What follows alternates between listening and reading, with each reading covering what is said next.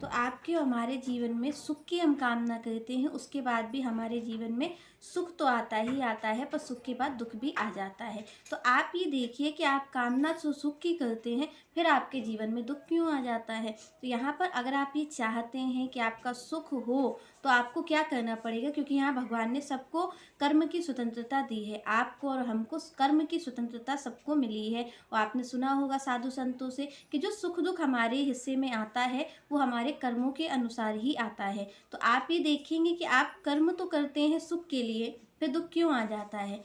क्यों? क्योंकि आप देखेंगे आप अपने सुख के लिए तो कर्म करते हैं, इसके साथ साथ आप दूसरे के दुख के लिए भी कहीं ना कहीं अपना कर्म करते हैं। आप क्या समझते हैं, आप साधु संतों के पास जाते हैं, भगवान से प्रार्थना करते हैं कि हम सुखी हो जाएं।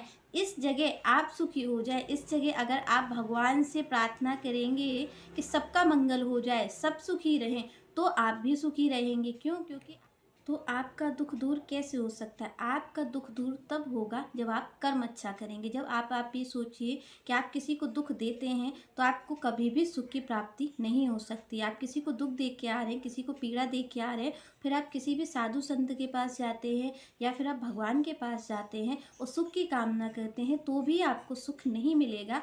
क्यों नहीं मिलेगा? क्योंकि आप दूसरे की दुख की कामना करें। जो आपने बीज डाला है, क्योंकि भगवान कहते हैं आप जो कर्म का बीज डालेंगे, प्रकृति आपको चारों ओर से वही चीज़ लौटाएगी। तो जो आप दूसरे के दुख की बात सोचते हैं, जब आप अपने मन में भी ये सोचते हैं कि दूसरे का अहित हो जाए, उसी वक्त आप अपने दुख का बीज डाल देते हैं। और आप जब दुख का बीज डालते हैं, इसीलिए आपको वो दुख की प्राप्ति होती है। तो आपके इसका क्या, अगर आप सुख चाहते हैं, तो ना तो आप भगवान के आगे हाथ जोड़ेंगे तो आपको सुख मिल जाएगा, या फिर आप साधु संतों के आगे जाएंगे तो भी आपको सुख नहीं मिलेगा। आपको सुख कब मिलेगा? जब आप भगवान के आगे ये कामना करेंगे कि सारा जग सुखी हो जाए, सारे जो जगत के लोग हैं उन सबका मंगल हो। जब आप भगवान से ऐसी प्रार्थना करेंगे, दूसरों की सेवा करेंगे, दूसरों के प्रति सद्भाव रखेंगे, तब आप देखेंगे आपको सुख मांगना नहीं पड़ेगा भगवान से, आपको अपने आप ही सुख मिल जाएगा।